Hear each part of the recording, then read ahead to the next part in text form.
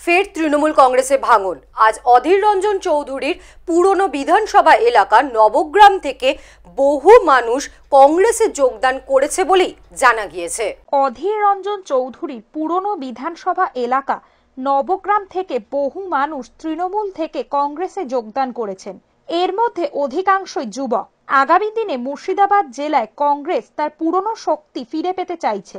রাজ্যের অন্যান্য জেলা থেকেও কংগ্রেসে যোগদান করবে বলে মনে করছেন অধীর রঞ্জন চৌধুরী। মঙ্গলবার দুপুরে বহরমপুরের জেলা কংগ্রেস কার্যালয়ে বহরমপুর সাংসদ তথা লোকসভার পরিষদীয় দলনেতা প্রদেশ কংগ্রেস সভাপতি অধীর রঞ্জন চৌধুরীর হাত ধরে নবগ্রাম বিধানসভা এলাকার নারায়ণপুর অঞ্চল থেকে ৬০ জন, অমৃতকুণ্ডু গ্রাম পঞ্চায়েত থেকে ৩০ জন ও শিবপুর গ্রাম পঞ্চায়েত এলাকার ৩০ জন তৃণমূল ছাত্র পরিষদ সদস্য যোগ দেন। প্রায় মোট ১৪০ জন কংগ্রেসে যোগদান করেছেন।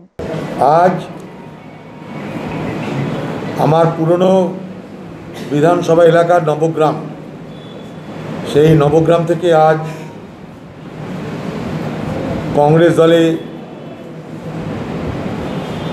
বহু তৃণমূলের কর্মী যোগদান করল। লক্ষণীয়, এটা যোগদানকারীরা বেশিরভাগ তারা যুব সম্প্রদায়ের। এটা আমাদের কাছে অত্যন্ত ইঙ্গিত বহন করছে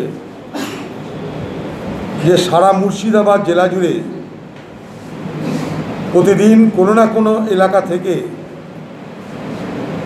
কংগ্রেস দলে যোগদানের পর্ব চলছে। আগামী দিনে মুর্শিদাবাদ জেলায় কংগ্রেস তার পুরনো শক্তি ক্রমশ ফিরে পেতে চলেছে। এটা তৃণমূল দল থেকে ব্যাপক হারে যোগদানের ঘটনায় প্রমাণিত।